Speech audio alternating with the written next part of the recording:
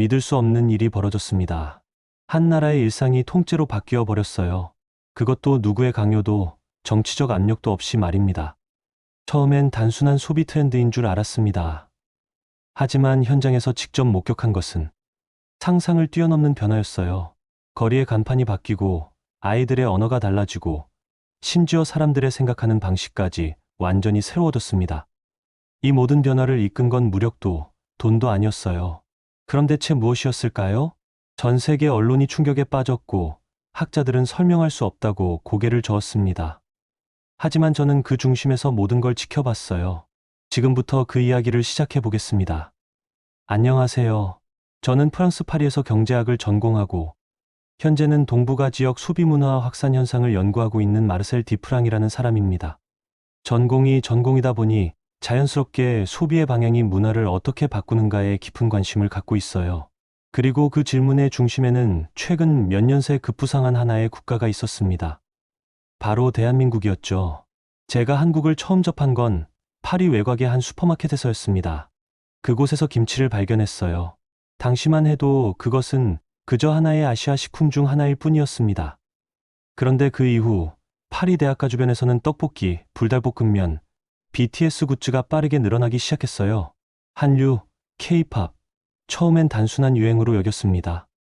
하지만 데이터는 달랐어요. 한국 브랜드의 침투력은 단순히 문화가 아니라 소비 시스템 자체를 재편하고 있었거든요.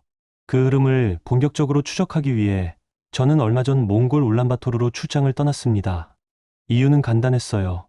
몽골은 세계에서 한국 콘텐츠, 브랜드, 기업 생활 방식이 가장 빠르게 퍼지고 있는 국가 중 하나였거든요. 솔직히 출발하기 전에는 몽골이라는 나라에 대해 특별한 기대를 하진 않았습니다. 전형적인 유목국가 이미지, 거대한 초원과 유르트, 거센 바람, 그리고 두 개의 강대국 사이에서 정체성을 지켜내기 위해 고군분투하는 국가 정도로만 알고 있었으니까요. 게다가 한국이 아무리 인기가 많다고 해도 설마 몽골에서까지 그렇게 체감할 수 있을까 의심이 들었어요. 하지만 제가 울란바토르 공항에 내리자마자 의심은 충격으로 바뀌었습니다. 공항 외벽에는 한글로 적힌 대형 광고판이 걸려 있었어요. 삼성폰, 몽골 전역 판매 1위, 한류 화장품 페스티벌 10월 오픈, 코리아데이 K푸드, K스타일 전시회. 처음엔 외국 관광객을 위한 홍보일 수도 있다고 생각했습니다. 그런데 시내로 들어가는 택시에 올라타자 라디오에서 한국어 노래가 흘러나왔어요. 뉴진스였습니다. 몽골어와 한국어가 번갈아 나오는 방송을 들으며 저는 제 귀를 의심했습니다. 혹시 이 노래는 라디오 DJ가 개인적으로 좋아하는 거예요? 제가 택시기사에게 물었습니다.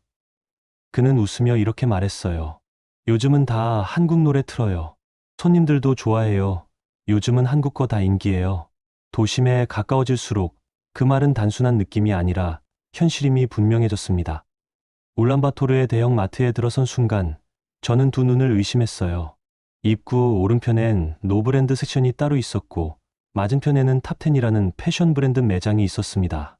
식품 코너에는 20종 넘는 국산 김치, 한국식 고추장 된장간장부터 한국산 라면 전용 진열대까지 따로 구분되어 있었고 심지어 삼각김밥과 편의점 도시락까지 판매되고 있었어요. 정말이지. 저는 이 순간이 꿈인지 현실인지 헷갈렸습니다. 여기가 정말 몽골 울란바토르가 맞나요? 아니면 제가 인천공항에서 잘못 내린 건 아닐까요? 더 놀라운 건 현지 직원들의 모습이었습니다. 젊은 직원 한 명이 능숙하게 한국어로 고객에게 인사했어요. 안녕하세요. 오늘 특가 상품은 신라면이에요. 그 직원에게 다가가서 물어봤습니다. 혹시 한국에서 오신 분이세요? 아니요. 저는 몽골 사람이에요. 한국어를 좀 배웠어요. 요즘 한국 상품 많이 팔리니까 필요해서요. 그제서야 깨달았습니다. 이건 단순한 수입품 판매가 아니었어요. 이들은 한국어를 배우고 한국 문화를 이해하고 한국식 서비스를 제공하고 있었습니다. 마치 여기가 한국의 연장선인 것처럼요. 그날 저녁 저는 울란바토르 중심가의 번화가에 있는 한 카페에 앉아 있었습니다. 카페 이름은 서울 브루잉. 내부는 마치 강남의 어느 로스터리 카페처럼 깔끔하고 세련되어 있었어요. 테이블마다 놓인 QR 주문 시스템도 전부 한글 기반이었고 젊은 직원들은 한국어로 감사합니다. 즐거운 하루 되세요라고 인사했습니다. 옆 테이블에 앉은 몽골 대학생들이 나누는 대화를 엿들었어요. 어제 오징어 게임 시즌2 예고편 봤어? 진짜 대박이야. 우리도 한국 가서 공부하면 좋을 텐데.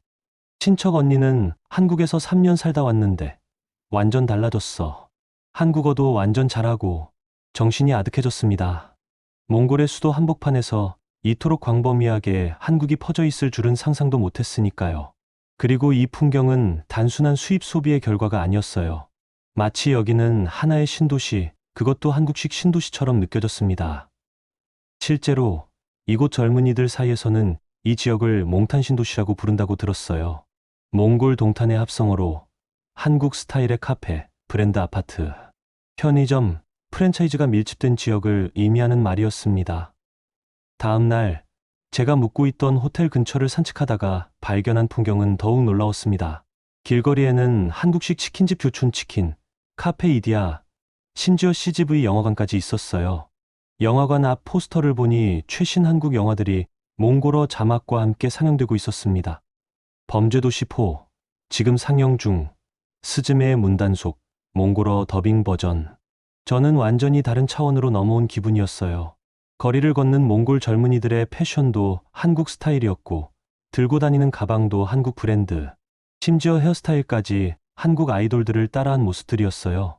그런데 정말 중요한 건 이 모든 변화가 어색하지 않았다는 점이었습니다. 마치 원래부터 이곳이 한국의 일부였던 것처럼 자연스럽게 스며들어 있었어요. 저는 그날 밤 호텔 방에서 제가 찍은 사진들을 정리하며 생각에 잠겼습니다. 도대체 어떤 일이 일어난 걸까요? 이 모든 변화의 시작점은 무엇이었을까요? 그 답을 찾기 위해 저는 더 깊이 이 도시에 머물기로 했습니다. 그리고 며칠 뒤 한국에 다녀온 한 몽골 청년과 나눈 대화에서 제 생각을 완전히 바꿔놓는 이야기를 듣게 되었어요. 왜 하필 한국인가요? 그 질문은 단순한 소비 트렌드 분석을 넘어서 몽골 사회 전체가 어떤 선택을 하고 있는가에 대한 질문이기도 했습니다. 러시아도 있고 중국도 있고 유럽도 있는데 이 나라 사람들은 왜 한국이라는 나라를 이토록 빠르게 깊숙이 받아들이고 있는 걸까요? 그 답을 들은 순간 저는 이 변화가 단순한 문화 유행이 아니라는 걸 깨달았습니다. 이건 선택이었고 나아가 신뢰의 결과였어요. 울란바토르에서 지낸 지 닷새째 되던 날, 저는 현지 대학에서 한국어를 전공 중인 한 몽골 청년을 만나게 되었습니다. 그의 이름은 나랑토야. 20살로 얼마 전까지 서울 외곽의 한 중소기업에서 일하며 한국어를 배웠고 다시 고향으로 돌아와 지금은 자국의 한국 기업 채용 전문 코디네이터로 활동하고 있었어요. 호텔 로비에서 우연히 마주친 그는 제가 파리에서 온 연구자라는 걸 알고 나서 무척 반가워했습니다. 아마도 외국인과 한국 이야기를 나눌 기회가 많지 않았나 봐요. 그와 대화를 나누다 보니 저는 문득 이런 질문을 꺼내지 않을 수 없었습니다. 왜 이렇게까지 한국을 선택하게 된 건가요? 정말 궁금해요. 러시아도 있고 중국도 있는데요. 나랑토야는 잠시 조용히 창밖을 바라보다가 고개를 돌려 말했어요. 믿을 수 있었거든요. 그 한 문장이 이상하게도 너무 무게감 있게 다가왔습니다. 믿을 수 있었다고요? 네. 한국은 저와 약속한 건 지켜줄 거란 확신이 있었어요. 말만 번지르르 하지 않았고 실제로 해줬거든요. 그는 이어서 자신의 경험을 들려줬습니다. 과거 몽골의 많은 청년들이 러시아 장학 프로그램이나 중국 기업의 고용 공고에 지원했다가 조건이 바뀌거나 약속이 어겨져 피해를 본 사례가 많았다고 했어요. 서류상으론 분명 월급이 보장되어 있었는데 막상 가보면 원래 조건보다 절반만 주기도 하고 말도 통하지 않는데 통역도 없고 그런 경우가 한두 번이 아니에요. 제 형도 그렇게 당했거든요. 중국 공장에서 일하기로 했는데 가서 보니까 숙소는 12명이 한 방에서 자야 하고 화장실도 제대로 없고 반면 한국은 달랐다고 합니다. 물론 힘들고 고된 일도 있었지만 약속한 임금은 정확히 지급되었고 일정 기간이 지나면 고용주가 자격증이나 어학교육의 기회를 제공해주는 사례도 많았다고 했어요. 나랑토야는 서울에 머무는 동안 주말마다 한글 수업을 들었고 사장님은 그에게 간식과 교통비를 챙겨주며 더 배우면 더 잘할 수 있다는 말을 해주셨다고 했습니다. 처음엔 정말 한국어 한마디도 못했어요. 그런데 사장님이 매일 천천히 설명해 주시고 틀려도 화내지 않으시고 심지어 제가 실수해서 기계 고장 냈을 때도 괜찮다고 하시면서 다시 가르쳐 주셨어요. 그때 진짜 감동받았거든요. 그런 따뜻한 기억들이 쌓여 그에게 한국은 단순한 취업처가 아닌 기회의 나라가 되었다고요. 이 이야기는 비단 나랑 토야만의 경험이 아니었습니다. 그날 저녁 저는 현지 취업 박람회에서 한국에서 귀국한 청년들 수십 명을 인터뷰하게 됐고 놀랍게도 대다수가 비슷한 경험을 들려줬어요. 26살 청년 바트바야르는 이렇게 말했습니다. 가족 같은 팀 분위기였어요. 사장님이 생일마다 케이크 사주셨고 명절 때마다 고향 가라고 항공료도 지원해 주셨어요. 저희 나라에서는 상상도 못할 일이었죠. 29살 여성 사랑게렐은 제빵 기술을 배워 돌아왔다고 했어요. 한국에서 배운 기술로 지금 제빵집 차렸어요. 한국식 단팥빵이랑 크림빵 만드는데 하루에 200개씩 팔려요. 몽골 사람들이 정말 좋아해요. 31살 남성 뭉크바트는 통역 일을 하고 있었습니다. 한국어 할 줄 아는 사람은 어디 가서든 대우받아요. 몽골에서도요. 월급이 다른 직업보다 3배는 더 많아요. 이렇게 돌아온 청년들이 자연스럽게 몽골 사회 속에 한국적인 생활 방식을 녹여내고 있었어요. 그들은 말했습니다. 한국은 우리에게 돌아올 수 있는 미래를 줬다고요. 정말 인상 깊었던 건 이들이 단순히 돈을 벌고 온 게 아니라는 점이었습니다. 그들은 한국에서 배운 근무 문화, 서비스 정신, 기술력을 몽골에서 그대로 실현하고 있었어요. 이처럼 한국에 대한 신뢰는 경험에서 시작된 이야기였습니다. 입소문은 빠르게 퍼졌고 가족 단위 이주, 유학, 취업, 창업까지 이어졌어요. 그 흐름의 끝에는 이제 한국식 도시 생활이 자리 잡고 있었습니다. 울란바토르 곳곳에는 이미 편의점이 800개 가까이 퍼져 있었어요. GS25CU, 세븐일레븐, 한글 간판 그대로 냉장고 안에는 삼각김밥, 컵라면, 오징어 젓갈, 심지어 김치찌개와 떡갈비 도시락까지 있었습니다. 마트 한가운데는 이마트 노브랜드 코너가 따로 구분되어 있었고 가전제품 코너엔 LG와 삼성 제품이 국산으로 분류되어 있었어요. 아이러니했죠. 몽골에서 한국 제품이 국산으로 느껴진다는 건 그만큼 일상에 스며들었다는 뜻이었습니다. 프랜차이즈 카페는 카페벤에 이디야, 달콤 커피가 주를 이루었고 아파트 단지 조형물은 한글로 행복한 가족, 아름다운 삶이라고 적혀 있었어요. 하지만 정말 놀라운 건 따로 있었습니다. 제가 머물던 호텔 근처 대형 쇼핑몰에 갔을 때의 일이에요. 엘리베이터를 기다리고 있는데 몽골 가족 한 분이 어린 딸에게 이렇게 말하는 걸 들었어요. 서연아, 오늘은 한국 옷 사러 가는 거야. 예쁜 거 골라보자. 그 아이의 이름이 서연이었어요. 한국 이름이었습니다. 나중에 그 가족과 대화를 나누게 되었는데 아버지 분이 설명해 주셨어요. 저희 부부가 한국에서 만났거든요. 그래서 딸 이름도 한국식으로 지었어요. 나중에 한국 갈 때 편하라고요. 이런 일이 한두 가족의 이야기가 아니었어요. 최근 몇 년 사이 몽골에서 태어나는 아이들 중 상당수가 한국식 이름을 갖고 있다고 했습니다. 저는 깨달았습니다. 한국이 수출한 것은 단순한 상품이나 콘텐츠가 아니었습니다. 그것은 경험 기반 신뢰라는 이름의 라이프 스타일 전체였어요. 그리고 그 신뢰는 단지 경제적인 성공이나 품질에서 끝나는 것이 아니었습니다. 몽골 사회가 오랫동안 필요로 했던 자립과 미래에 대한 약속을 한국이 대신해주고 있었던 거예요. 몽골은 오랜 시간 러시아와 중국이라는 거대한 이웃에 의존해왔습니다. 에너지 공급, 식료품, 교육, 기술 인프라까지 대부분을 외부에서 들여와야 했고 그 관계는 항상 정치적 긴장과 연결되어 있었어요. 나랑토야가 말했듯이 그러다 보니 몽골 사람들 사이엔 언젠가는 또 끊기겠지라는 불안이 뿌리 깊게 자리하고 있었습니다. 러시아는 가스 공급을 정치적으로 이용해요. 중국은 글쎄요. 너무 강해서 무서워요. 우리가 먹힐 것 같아서요. 하지만 한국은 달랐어요. 한국은 불안보다는 계속된다는 느낌을 줬습니다. 상품이 들어오고 사람이 오고 문화가 흐르고 기업이 자리를 잡는 속도가 꾸준하고 지속적이었어요. 그 속도는 안정적이었고 그 흐름은 예측 가능했습니다. 그래서 사람들은 말해요. 한국은 우리를 식민지로 만들지도 강제로 끌고 가지도 않아요. 한국 제품을 쓰면 내일도 그 제품을 쓸 수 있을 것 같아서 좋아요. 한국어를 배우면 어딘가로 더 갈 수 있을 것 같아서 설레요. 저는 이 말들에서 그들이 진짜 한국에게 기대고 싶었던 이유를 찾았어요. 그건 기술도 가격도 아닌 지속 가능한 신뢰였습니다. 그래서 저는 이제 이해할 수 있었어요. 왜 울란바토르의 마트에서 김치가 팔리고, 왜 거리의 간판이 한글로 바뀌며, 왜 젊은 몽골 청년들이 몽골보다 서울이 편하다고 말하는지를요. 그리고 아직 전 세계가 그 사실을 모를 때, 몽골은 이미 한국을 선택하고 있었던 것입니다.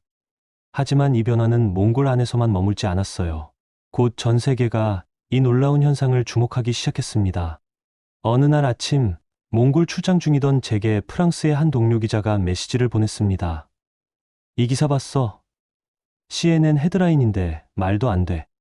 링크를 클릭하자 눈에 들어온 제목은 이랬어요.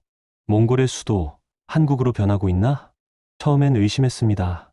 설마 CNN까지? 하지만 기사는 분명히 존재했고 내용은 더 놀라웠어요.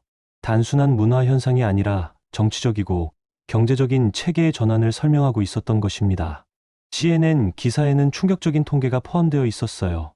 몽골 수도 울란바토르 인구의 30%가 한국 브랜드 제품을 일주일에 3번 이상 구매하고 있으며 젊은 층의 70%가 한국어 학습 경험이 있다는 내용이었습니다. 더 놀라운 건 기사 하단에 실린 몽골 정부 관계자의 인터뷰였어요. 우리는 한국을 통해 새로운 발전 모델을 찾았다. 이건 의존이 아니라 파트너십이다.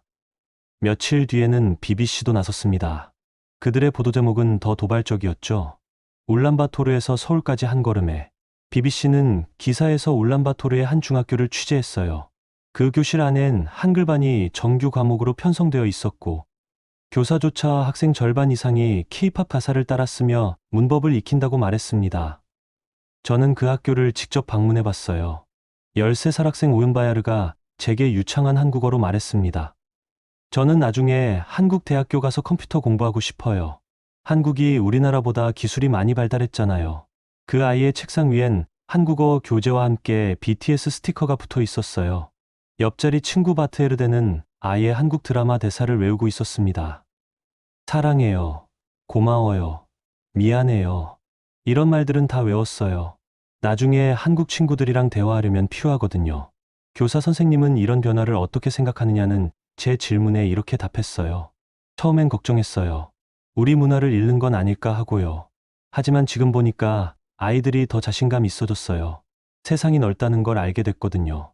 이어지는 BBC 기사 내용은 더 깊이 있었습니다. 지방 시골마트에서조차 김치와 고추장이 팔리고 아이들이 한국 브랜드 과자를 사며 웃고 있는 장면, 공공장소에서 자발적으로 플라스틱 줄이기 캠페인을 벌이는 청소년 그룹의 배경엔 한국 다녀온 언니가 알려준 습관이라는 설명이 달려 있었어요. 이건 단순한 유행이 아니었습니다. 국가 단위의 사고방식과 소비방식이 전환되고 있다는 조짐이었어요. 언론은 그것을 기적이라고 불렀지만 저는 그렇게 말하긴 어려웠습니다. 왜냐면 이건 그저 성공한 브랜드 전략이나 교묘한 마케팅의 결과가 아니었거든요. 전 세계의 학계, 언론, 정책 담당자들은 혼란에 빠졌어요. 러시아와 중국 사이의 작은 나라가 왜 하필 한국을 선택한 걸까? 단지 김치와 음악 때문일까? 아니면 더 근본적인 이유가 있는 걸까? 그 물음은 곧 정책 보고서와 국제 세미나의 주제가 되었습니다. 미국 브루킹스 연구소는 몽골의 한국화를 주제로 한 120쪽짜리 보고서를 발표했고 독일의 슈피겔지는 이런 헤드라인을 뽑았어요. 베를린은 실패했고 서울은 영감을 준다. 내용은 이랬습니다. 독일이 발칸반도나 동유럽 신생국에 구축하려 했던 안정적 소비 시스템은 지나친 개입과 유럽 중심적 사고로 인해 자주 실패했지만 한국은 아무 강요 없이 단지 신뢰로 시장을 장악했다는 것이었어요. 제가 파리에 있는 소르본 대학교 동료 교수에게 연락했을 때 그는 이렇게 말했습니다. 마르셀, 자네가 지금 목격하고 있는 건 역사상 유례없는 현상이야. 군사력도 경제 압박도 없이 한 나라가 다른 나라의 일상을 완전히 바꿔놓은 사례 말이지. 심지어 일본 NHK는 한 다큐멘터리에서 이런 장면을 보여줬어요. 몽골의 한 고등학생이 한국 드라마 나의 해방일지를 보며 눈물을 흘리는 장면이었습니다. 인터뷰에서 그는 이렇게 말했어요. 한국은 멀리 있지 않아요. 우리가 되고 싶은 삶의 모습이에요. 이 말은 단지 감정의 표현이 아니라 자기 정체성의 재구성 선언이었습니다. 그리고 그 안에 담긴 울림은 전 세계적으로 충격이었죠. 이런 변화는 정부 차원에서도 감지되기 시작했어요. 몽골 내무부는 한국어 능력 시험을 공무원 채용 평가 항목에 포함시키는 방안을 검토 중이라고 발표했고, 한국 기업은 울란바토르 외곽에 K스마트 시티 시범단지 조성 사업을 수주하게 됩니다. 또 하나 굉장히 상징적인 순간이 있었어요. 지난해 11월 몽골 대통령이 공식 석상에서 한국을 향해 이런 발언을 한 겁니다. 한국은 우리에게 아무것도 강요하지 않았습니다. 대신 길을 보여주었습니다. 이 발언은 외신에 대대적으로 보도되었고, 국제관계 전문가들 사이에선 소프트 파워, 역사상 가장 조용한 침투라는 표현까지 나왔어요. 워싱턴 포스트는 이를 두고 이런 분석 기사를 실었습니다. 한국의 몽골 진출은 전통적인 강대국 논리를 완전히 뒤엎었다. 자원도 착취하지 않고 정치적 영향력도 행사하지 않으면서 한 나라의 생활 패턴을 바꿔놓았다. 한편 유럽 언론 일부에서는 이 현상을 두고 의심의 시선을 보내기도 했어요. 프랑스 르몽드지는 이런 제목의 사설을 실었습니다. 부드러운 식민화 한국 모델. 한국은 자신도 모르게 새로운 형태의 문화 식민화를 진행하고 있는가? 몽골이 의존에서 벗어난 것이 아니라 더 교묘한 의존에 빠지고 있는 건 아닐까? 영국 가디언지도 비슷한 우려를 표했어요. 몽골의 한국 사랑이 지나치다. 이는 건전한 문화 교류를 넘어선 것 같다. 하지만 정작 몽골 사람들의 생각은 달랐습니다. 나랑토야가 그 말에 대해 이렇게 말한 게 기억나요. 의존이 아니에요. 선택이에요. 우리는 한국을 스스로 선택했어요. 그 말은 단호했습니다. 그리고 저는 그 단호함의 의미를 이해할 수 있었어요.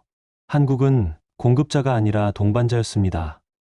자원을 팔지 않고 삶을 나눴고 문화를 전하지 않고 생활을 공유했어요. 그리고 그 태도는 러시아도 중국도 심지어 미국도 보여준 적 없는 방식이었습니다.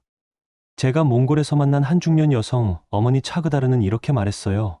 제 딸이 한국에서 일하고 왔는데 완전히 다른 사람이 됐어요.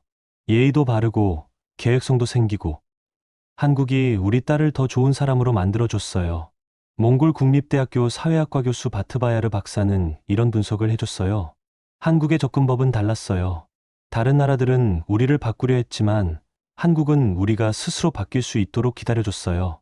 그 작은 나라가 먼저 몽골을 알아본 겁니다. 신뢰는 국가가 수출할 수 있는 가장 강력한 브랜드라는 것을요. 이 모든 상황이 세계를 충격에 빠뜨린 건 한국이어서가 아니라 가능하지 않을 것 같았던 일을 한국이 해냈기 때문이었어요.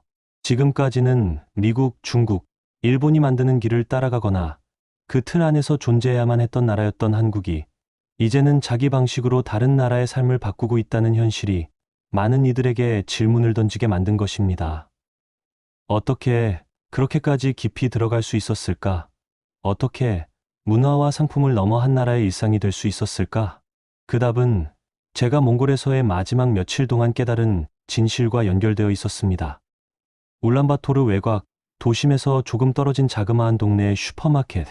선반 위에는 라면이 가지런히 놓여 있었고 그 옆 칸에는 김치와 고추장이, 더 구석에는 한국산 딱지가 붙은 스탁세제와 치약까지 정리되어 있었어요. 그 매장에서 저는 한 소년을 만났습니다. 12살쯤 되어 보이는 그 아이는 마트 입구에 세워진 시식 테이블에서 불닭볶음면을 조심스레 집어들고 있었죠. 그리고는 친구에게 속삭이듯 말했어요. 이거 우리 누나가 한국에서 사 먹었던 거야. 한국은 뭐든 맛있대. 아이의 말에 친구는 고개를 끄덕이며 말했습니다. 나도 크면 한국 갈 거야. 이 아이들이 말한 한국은 단지 물건을 파는 나라가 아니었습니다. 그들의 말 속에는 희망이 있었고 가능성이 있었으며 신뢰가 있었어요. 저는 깨달았습니다. 한국이 몽골에 팔아낸 것은 김치와 라면이 아니었다는 것을요. 그건 믿을 수 있는 생활, 그리고 미래를 그릴 수 있는 경험이었습니다. 한국은 수출국이 아니라 신뢰국이었어요. 한국 브랜드는 몽골에서 상품 그 이상이었습니다. 생활을 구성하고 정체성을 만들고 관계를 이어주는 매개체가 되었죠. 나랑 토야와 다시 만났을 때 그는 서울에서의 마지막 날을 떠올리며 이렇게 말했어요. 한국 떠나는 날 인천공항 가기 전에 마지막으로 편의점에 들렀어요. 그동안 자주 가던 곳이었는데 편의점 아주머니가 제게 다음에 또 봐요라고 인사하시더라고요. 그냥 인사였을 텐데 이상하게 울컥했어요. 그는 울란바토르에 돌아온 뒤 한국에서 배운 POS 시스템을 응용해 작은 식료품점을 차렸어요. 상호명은 하루하루, 그리고 벽면에는 한국어로 이렇게 적혀 있었습니다. 작지만 확실한 신뢰를 팝니다. 이 가게는 청년 창업 성공 사례로 지역 뉴스에도 소개됐고, 지금은 매일 300명 넘는 손님이 다녀간다고 했어요. 그중 절반 이상이 김치와 삼각김밥을 사간다고 했죠. 제가 그 가게를 직접 방문했을 때 나랑토야는 제게 특별한 이야기를 들려줬어요. 어제 80살 할머니가 오셨는데 한국 고추장을 사시면서 이런 말씀을 하셨어요. 한국 것은 안심이 된다고요. 왜냐하면 한국 사람들이 거짓말을 안 하니까요. 그 할머니 어르게스는 평생 러시아 제품만 쓰다가 최근 들어 한국 제품을 쓰기 시작했다고 해요. 이유는 간단했습니다. 포장지에 적힌 대로 맛이 나와요. 유통기한도 정확하고요. 이런 게 신뢰 아닌가요? 나랑토야는 계속해서 말했어요. 우리는 더 이상 한국을 동경하지 않아요. 그냥 함께 살고 있는 거예요. 그 말을 들으며 저는 몇 해 전 파리에서 들었던 한 교수가 말한 신뢰의 수출국 이론이 떠올랐어요. 앞으로의 시대에는 제품보다 사람이, 브랜드보다 관계가 팔릴 것이다. 결국 강한 나라란 타인이 자신의 삶 안에 들이고 싶어하는 나라다. 그 이론은 수많은 국제정치학자들이 비웃었던 개념이었지만 지금 몽골에서 정확히 그 일이 벌어지고 있었어요. 한국은 아무것도 강요하지 않았습니다. 몽골 사람들은 자발적으로 한국을 받아들였고 그 경험이 일상이 되도록 선택했어요. 저는 그 다음 날 울란바토르의 한 아파트 단지를 방문했습니다. 그곳은 한국 건설 회사가 설계한 곳이었는데 놀랍게도 거주민의 80%가 몽골 현지인이었어요. 29살 주부 오요네레는 제게 이렇게 말했습니다. 저희 가족은 이 아파트로 이사 온 뒤 생활이 완전히 바뀌었어요.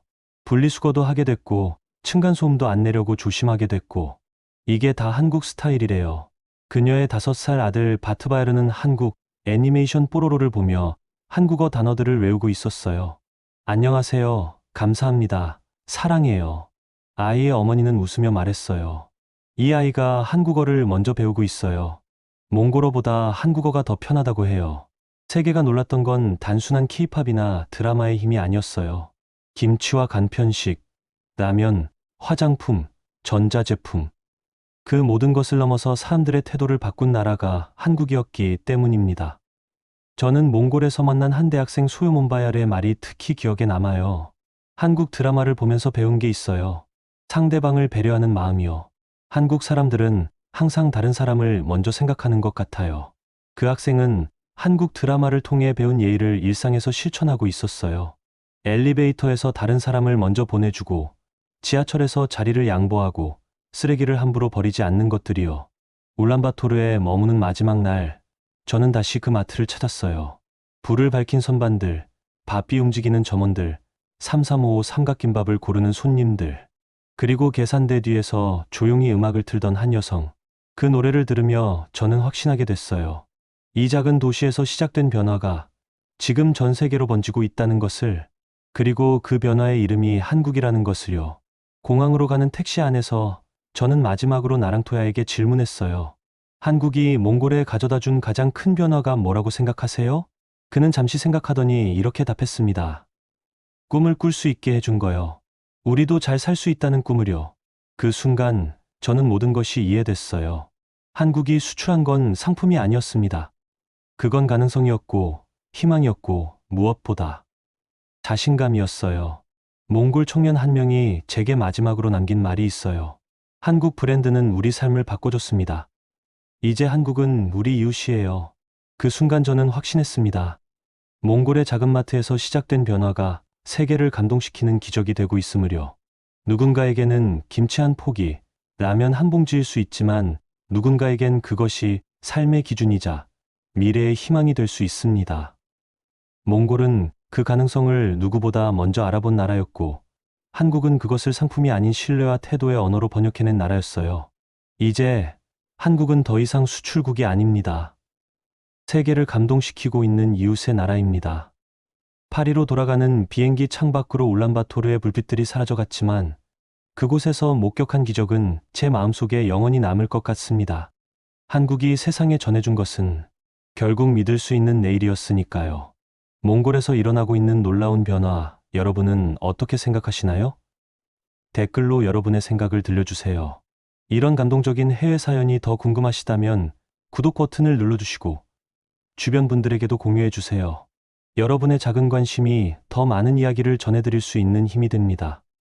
다음 영상에서도 더욱 놀라운 이야기로 찾아뵙겠습니다. 진정한 힘은 강요하지 않고 선택받는 것이다. 신뢰는 가장 느리게 쌓이지만 가장 오래 지속되는 자산이다.